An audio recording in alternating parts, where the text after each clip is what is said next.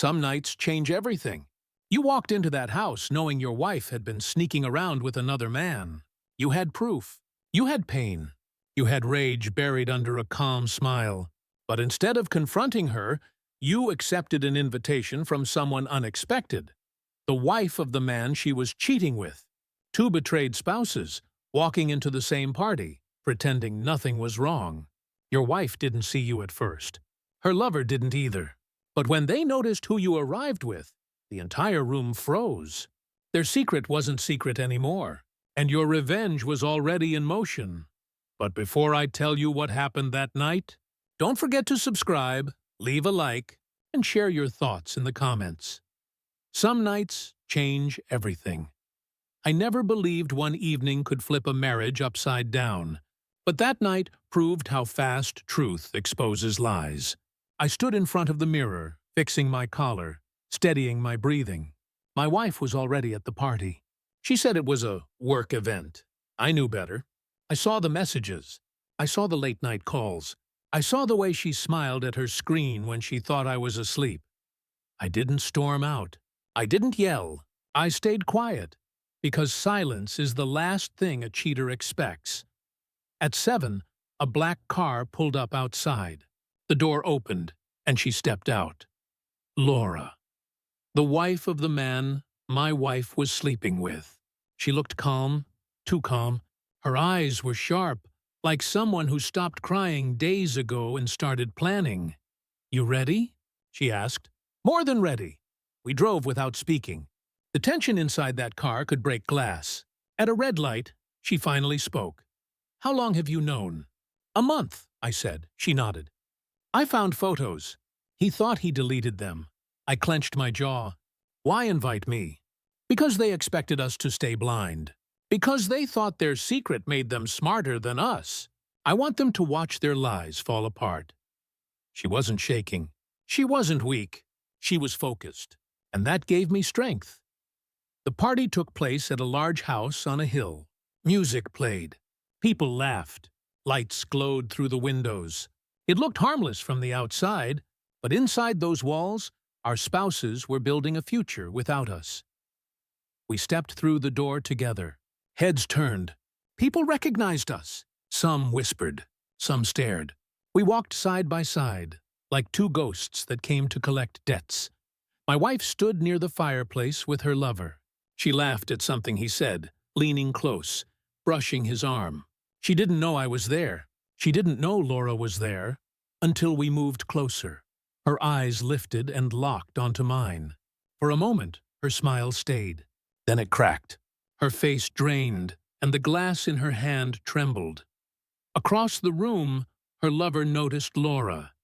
His expression twisted. Panic. Fear. Guilt. Good. My wife walked toward me fast. "What are you doing here?" she asked, voice low and tense. "Enjoying the party," I said. "With her? Why are you with her?" I glanced at Laura. She held her chin high. "He invited me," I said. "We thought we should spend time together. Since our spouses have been spending plenty." Gasps spread around us. Conversations died. Heads turned. My wife's eyes flashed with anger. "This isn't the place." "Where should we talk?" I asked. "Like you talked with him behind my back?" She grabbed my arm. "Not here." I pulled my arm away. "Here is perfect." Laura stepped forward. "Tell everyone how long you two have been seeing each other." My wife shook her head. "This is insane." Her lover tried to speak. "Let's go outside." "We don't need an audience." Laura laughed under her breath. "You were fine with lies. You were fine with sneaking around.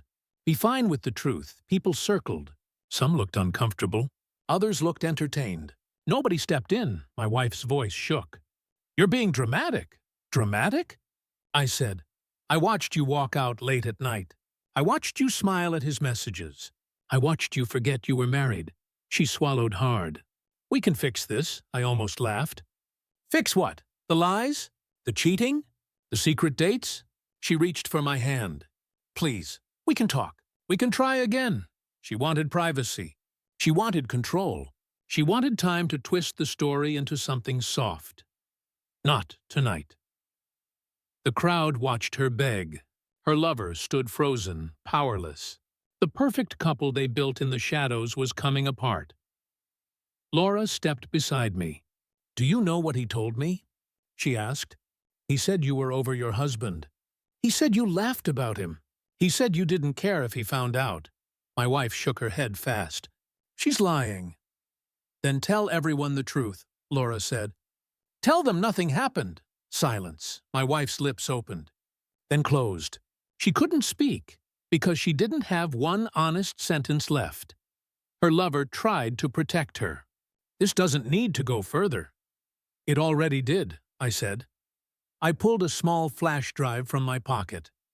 "Your messages, your photos, your late-night calls." I backed them up. Someone in the crowd whispered, "Oh, no."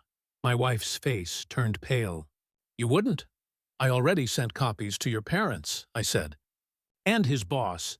The room erupted. People covered their mouths. Some stepped away from the cheating pair like their betrayal was contagious. Her lover cursed under his breath. "You messed up." "No," I said. "You did." My wife reached for me again. "Please, can we talk alone?" "You talked to him alone," I said. "Now everyone hears you." She finally broke. Tears hit her cheeks. She tried to speak, but guilt strangled her voice. I felt nothing.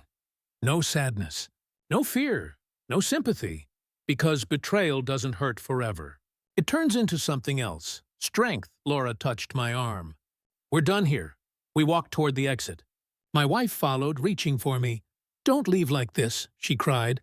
I stopped at the door, looked her in the eyes. "You should have thought about this before you chose him." She sobbed harder. "Please, I need you." "Then you shouldn't have traded me for attention." Her lover grabbed her wrist. "Let's go." She pulled away from him. She wanted me, not because she loved me, because she realized she lost control. I stepped outside with Laura. The cool air felt clean after the poison inside. She looked at me. "You handled that better than I expected." "I'm done being quiet." "Good," she said. "Let them drown in their own choices." We walked down the driveway while voices echoed inside the house. Both of us broken. Both of us betrayed. But something changed. We weren't alone anymore. Yes, some nights change everything. Laura and I reached the end of the long driveway. The house behind us buzzed with chaos. People were shouting. A glass broke. Someone yelled our names. We didn't turn around. We didn't need to see their faces to know the damage was done. We walked to the car in silence. When we got in, Laura exhaled for the first time since we arrived. "She didn't see you as a person," she said. "She saw you as backup." "She saw him as excitement," I replied. "And me as comfort," Laura nodded. "Same story on my side." She started the engine. Before she drove, she looked at me. "You okay?" I stared at my hands. I thought I would feel satisfaction. Payback. Something sharp. But I don't. "What do you feel?" "Tired." She understood. You could see it in her eyes. Betrayal drains you.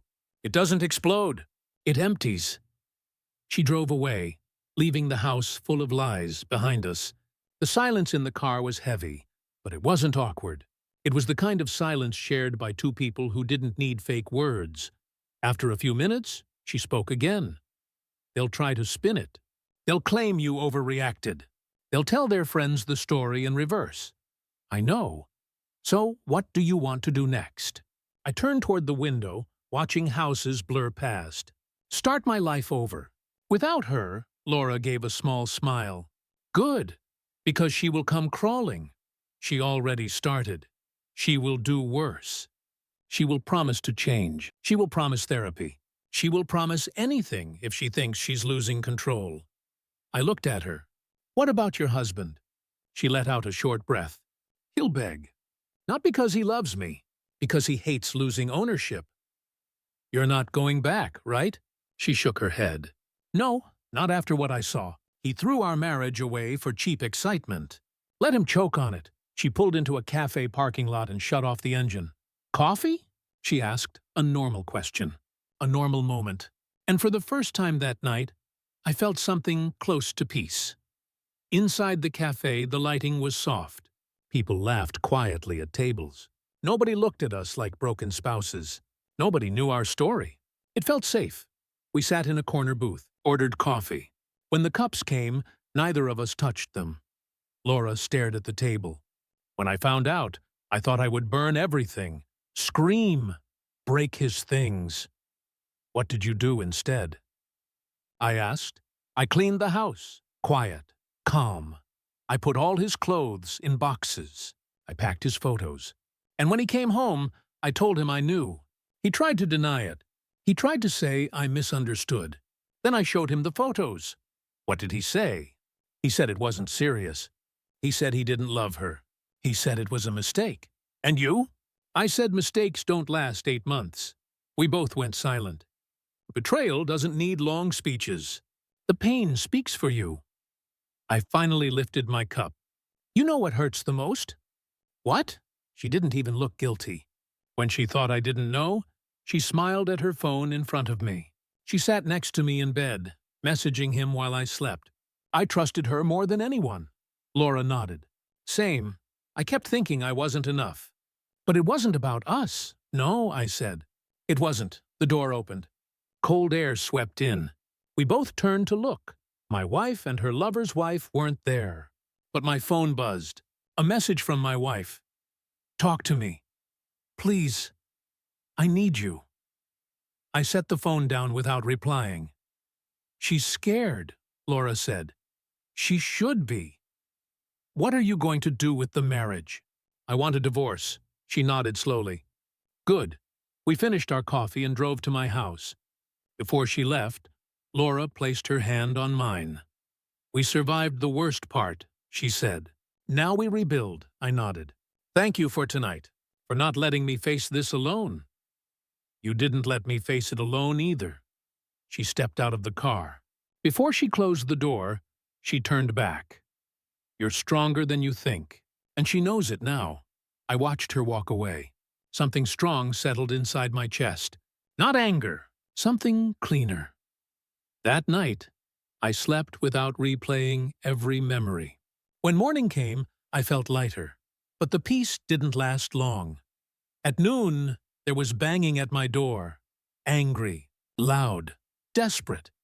I opened it. My wife stood there, eyes red, mascara smeared. She pushed past me without waiting. What did you do? She shouted. My parents know everything. His boss knows everything. People at the party are calling me. You destroyed our lives. Our lives? I asked. Or the fantasy you built. She paced the living room. We could have fixed this. You didn't have to embarrass me. You embarrassed yourself. I told the truth. You humiliated me. You betrayed me. She went silent. Her anger cracked. Her voice shrank. I made a mistake. A mistake is one night. Not months. She sank onto the couch, shaking. He doesn't even want me now. He blocked my number. His wife called his family. They won't talk to him. My whole world collapsed. Your world was built on lies. She cried harder. I need you. I don't have anyone. You had me. You threw me away. She stared up at me. I love you. No, I said. You love being comfortable. You love having someone loyal waiting. But you don't love me. She grabbed my hand. Please, give me one more chance. No! Her whole body froze. That one word hurt her more than anything else tonight. No? She whispered. No, I repeated. You are not getting another chance. She dropped her head into her hands. What do you want? A divorce, she sobbed. Please don't do this. We can fix. We can't. And we won't. Her phone buzzed. She looked at the screen, and her tears stopped. It was a message from her lover. I scanned it. 4 words. I don't want you. Her face crumpled. I walked to the door and opened it. You should go. She stood slowly. Tears streamed down her face. She touched my arm one last time. Don't leave me, she whispered. You already left me, I said.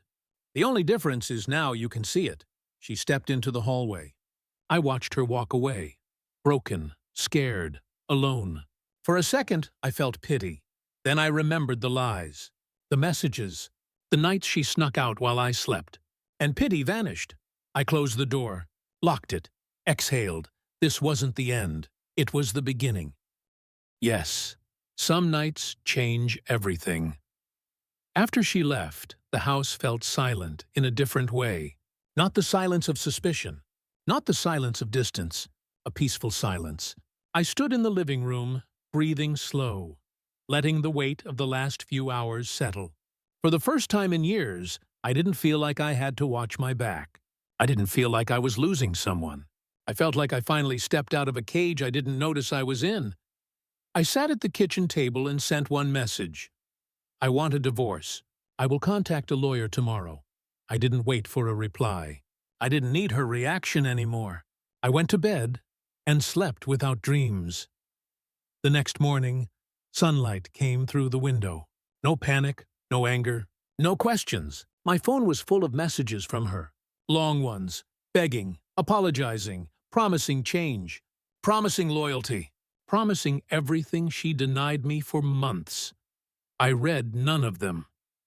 At noon, I called a lawyer. Calm voice. Clear mind. He scheduled an appointment. Papers would follow. A clean end.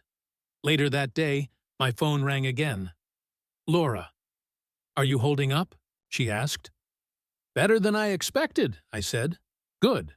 He tried calling me last night. I didn't answer. Stay strong. I will. You too." We met for coffee again that evening. No drama. No heavy words. We sat outside, watching cars pass. She looked different. Taller, somehow. Like someone who stepped out of the same burning building I did. "Do you regret showing up with me?" she asked. "No." "Do you think they'll start blaming us for everything?" "They might." "Let them," she smiled faintly. "I used to worry about how people saw me. Now I don't care. The truth is enough," I nodded. Truth always wins.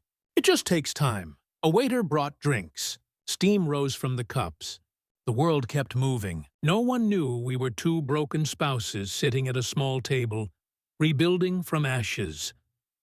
After a long moment, she asked a question that caught me off guard. "What do you want now?" "Not tomorrow. Not next year. Right now," I thought for a while. "I want peace. I want my home to feel safe again. I want to wake up without checking phones, without guessing, without excuses." She stared at her cup. Same. Then she lifted her head and met my eyes. "And maybe one day? Something real." I didn't answer right away. Not because I didn't know how I felt, but because I wanted my answer to be honest. "One day," I said. "Slow, honest, no secrets." She reached across the table and touched my hand. Not a promise, not a claim, just connection. Two people walking forward instead of backward. We didn't stay long. When we left, she hugged me. Not romantic, not rushed. A simple, grateful hug. The kind only someone who understands your pain can give. When I got home, my wife was waiting by the building door. Eyes swollen, face pale. She stood when she saw me. "Please," she said. "Talk to me." I stayed calm. We already talked. "You're throwing everything away." "You threw everything away." She stepped closer. "I will cut contact with him. I will block him. I will go to counseling. I will change. You only want me now because he left you. If he wanted you, you would still be with him." She flinched. "That's not true." "It is," her voice cracked. "I don't know how to live without you." "You should have thought about that before you broke us." She tried to touch my arm. I stepped back. "You're choosing her," she whispered. "No. I'm choosing myself." She stared at me like she didn't recognize me anymore. For years, she had power. She controlled arguments. She decided when we talked, when we forgave, when we moved forward. Not anymore. I opened the door. "Don't wait here again." She didn't move. "Is this the last time I see you?" "Yes." She didn't argue. She didn't shout. She turned and walked away, shoulders shaking, head down. For a moment, I watched her shrink into the distance. That chapter of my life was finished. Inside the apartment, everything looked the same. but it felt different. Space, air, freedom. I sat on the couch and closed my eyes. Not every ending needs noise. Some endings are quiet, heavy, clean. A week passed. My lawyer filed the papers. Her signature came back fast. She didn't fight it. She knew there was nothing left to save. Laura and I stayed in touch. We didn't force anything. One coffee a week, a few calls, long talks about trust and pain and healing. She understood my silence when the world felt loud. One afternoon, we met at a small park. The sun was warm. The breeze was soft. People walked dogs and pushed strollers. It felt like a normal life. Something I forgot existed. We sat on a bench. She leaned back and breathed slow. "Do you feel different?" she asked. "Yes," I said. "Free," she smiled. "Me too," she looked at me with steady eyes. "You know, the worst part wasn't losing my marriage. The worst part was thinking I wasn't enough." "You were." "They weren't," she nodded. "And now we get a second chance." "At life," I said. "At happiness," she added. We didn't kiss. We didn't rush into anything. We sat there side by side, quiet and peaceful. A clean start. A healthy start. Healing doesn't come from revenge. Healing comes from choosing yourself again. As the sun began to set, she stood and offered her hand. "Walk with me?" she asked. I took her hand. Yes. We moved forward together. Not because of pain, but because of possibility. The past was heavy, but the future felt light. And sometimes, the strongest revenge is a better life. If you enjoy stories about betrayal, strength, and new beginnings, the next one will be even deeper. And if you want a free collection of emotional stories you can listen to anytime, there is a downloadable gift waiting in the description. Some stories heal, some inspire. One of them might be exactly what your heart needs.